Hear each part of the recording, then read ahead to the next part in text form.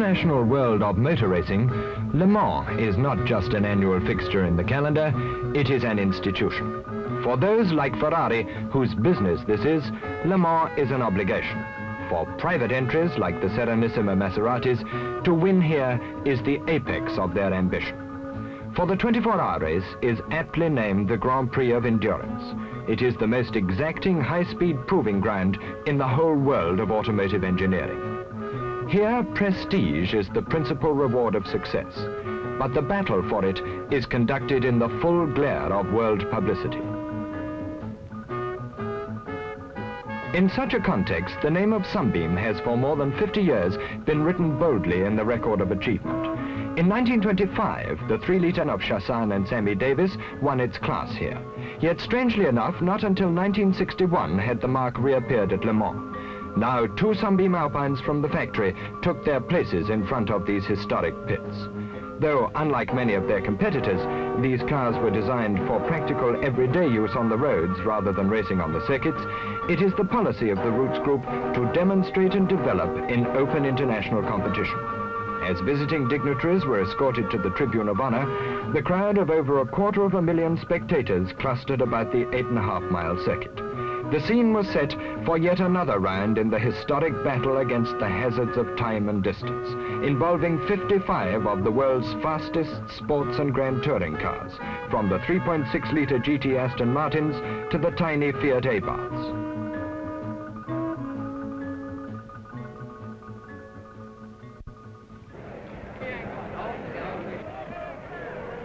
Jim Clark with the Border Reivers Aston is first away, followed by Salvadori and Moss.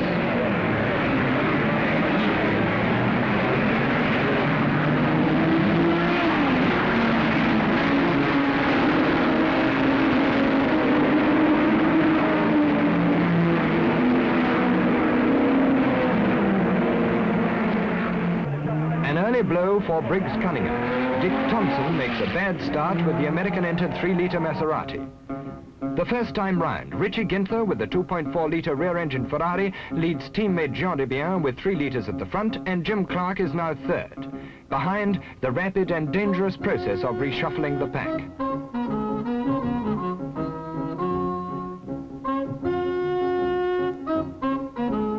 The Sunbeams quickly settle down to lap as planned at a little over 98 miles an hour.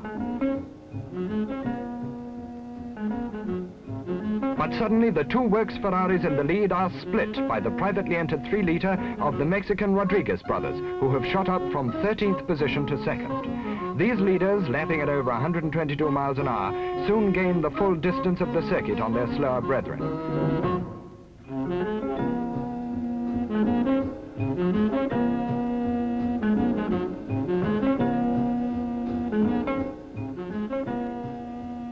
Down in the S's, Sterling Moss's GT Ferrari has got ahead of Jim Clark as they battle for 4th place ahead of Salvadori and Henskin's Maserati. Road holding is at a premium here, and Peter Harper's Sunbeam sweeps through as steady as a rock. On the long Mulsanne Straight, the Alpines are holding 118 miles an hour as they snarl their way through the deserted woodland.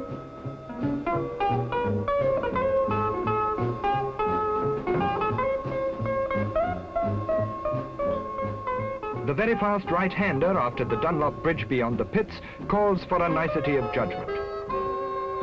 And here comes the ferocious battle for the lead again, with Rodriguez challenging Jean Debien and Richie Ginther grimly hanging on third. Now the 2 Sunbeams have managed to get together, with Hopkirk leading Harper. The 3-litre Ferrari Berlinettas, of which no less than 8 have started, now eclipse the 3 Grand Touring Aston Martins. And now the strong Porsche entry from Germany begins to make its mark.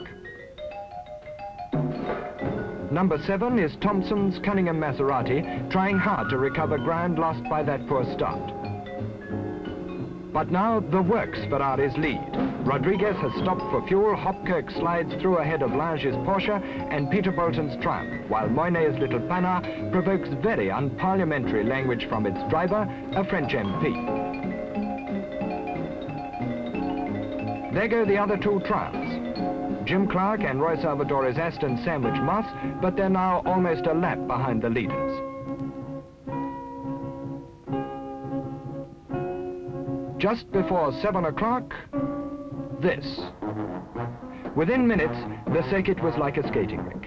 As the Colgate-Hawkins Sprite disappears in spray, in comes Ninian Sanderson with a similar car entered by the Ecurie Cross. The British contenders in the under 1 litre class are going well, but within 5 minutes, that little car is to be utterly destroyed in a crash, and its driver, Bill Mackay, will be lucky to be alive.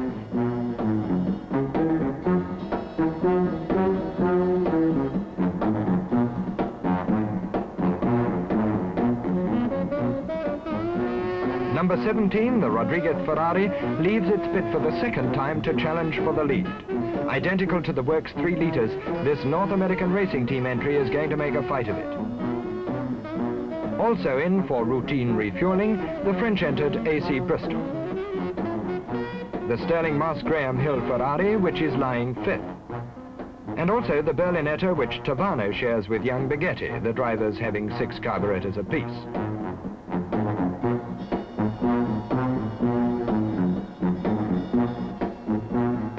Clark Flockhart Aston Martin goes back in the wet in 6th position. But here's a pit stop for the Briggs Cunningham organisation. Official record is kept of every gallon of petrol put aboard, for fuel consumption, together with performance, is to decide the second most valuable prize in this race. Tyres are rotated, for by regulation, a spare must not only be carried, but used. And you can see why the French have christened these Maseratis the artillery, as Dick Thompson gets back into the race.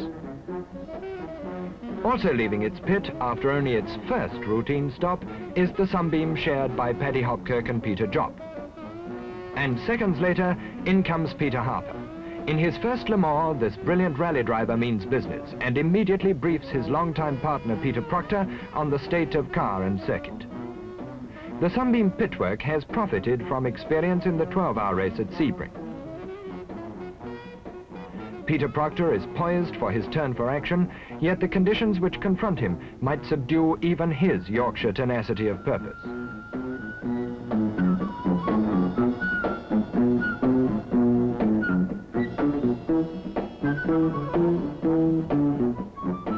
The driving rain brings darkness prematurely to Le Mans, and though the lap speeds are down, the battle continues with unabated ferocity. Now the village, the township of entertainment at the circuit, comes to life, and only the flash of headlamps reveals the titanic struggle that's taking place for the lead. The Rodriguez brothers dispute every mile and every minute with Phil Hill and Olivier Gendebien, lapping in the wet dark nose to tail at 118 miles an hour. The Moss Hill Ferrari breaks a fan blade, and the Works Ferraris become 2nd, 3rd, and 4th. Salvadorian Mags are 5th in their lonely Aston, for Jim Clark and Ron Flockett have lost the clutch on theirs. 4 a.m., it's cold and grey. The field has been almost halved, for 20 cars have failed to complete the first half of the race. Amongst them, the Hopkirk-Jopp Sunbeam, disqualified on a technicality when running, as Paddy said, much better than any train. Now, some are just limping on, and others are far past that. This is the Ecurie Cross 2.5 litre Cooper, which was going extremely well until Bruce Halford lost it in the wet. But number 34 still soldiers on. Peter Proctor comes sweeping in demanding breakfast, although he's prepared to have a chat with Harper first. However, it's now apparent that the Sunbeam's appetite is proving as light as had been planned. The car has never given a moment of anxiety, and its crew is well on top of the grueling job in hand.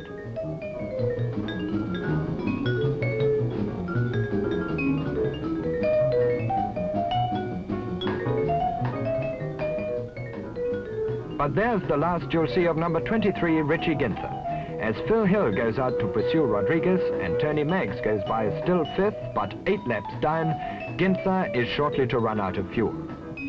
Mulsanne corner at the end of the straight. The 2 surviving Cunningham Maseratis in close company, for Hanscon has crashed. Harper's precision is unimpaired by fatigue, and so is the Sunbeam's. But now the Hill Gendebien Ferrari leads, for the Mexican brothers have lost time with ignition troubles, but are in furious pursuit. On the Mulsanne straight, the big 3 litres approach 170 miles an hour.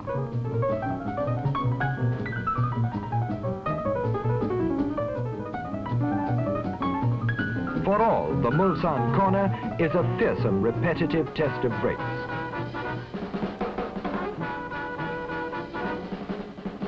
The morning hours drag on. The crowd begins to thicken up again, but there is still the time of 2 full-scale Grand Prix to go. Gradually, the 2 Cunningham Maseratis improved their standing, and the Triumphs have been running well.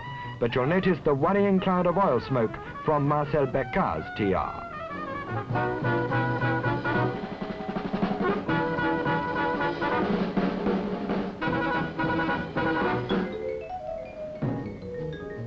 Now, individual duels are becoming critical. But it would be unkind to suggest that Marcel Beccar was putting up a deliberate smokescreen to fog the issue.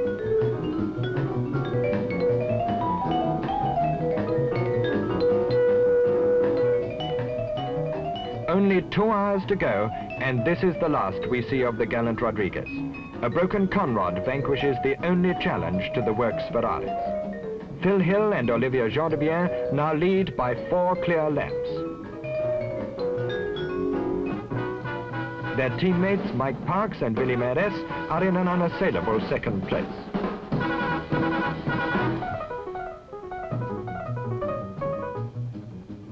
The Sunbeam Alpine is lapping fractionally faster than at the start in order to ensure its target, the Fuel Consumption Performance Award, for Peter Harper senses pressure from Porsche and Fiat.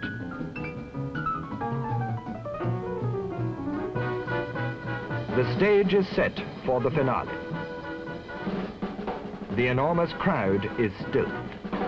Gendebien is tense, while his co-driver Phil Hill makes sure of a record victory by keeping up his pace.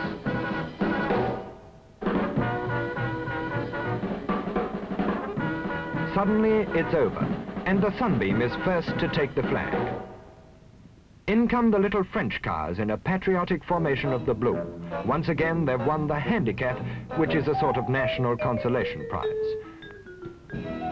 And well done Briggs Cunningham, who brings his 2.5-litre Maserati home 8th. Indeed, American drivers as a whole distinguish themselves, for this is Phil Hill's 3rd victory at Le Mans, as it is for his Belgian partner, Olivier Gendebien. Mike Parks and Willy Meres underline Ferrari's victory, a happy 24-hour baptism for the brilliant young Englishman. And on the subject of baptisms, what of the Sunbeam Alpine? Neither the car nor either of its drivers had ever raced here before. Yet between them, car and crew had won the prize, second only in value to the outright victory. And this was something really to go wild about.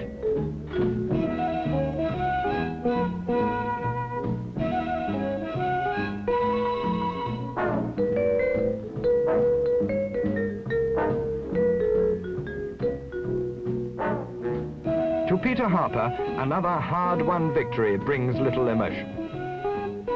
But a tired Pete Proctor seems almost close to tears. To the winners, the fruits of victory.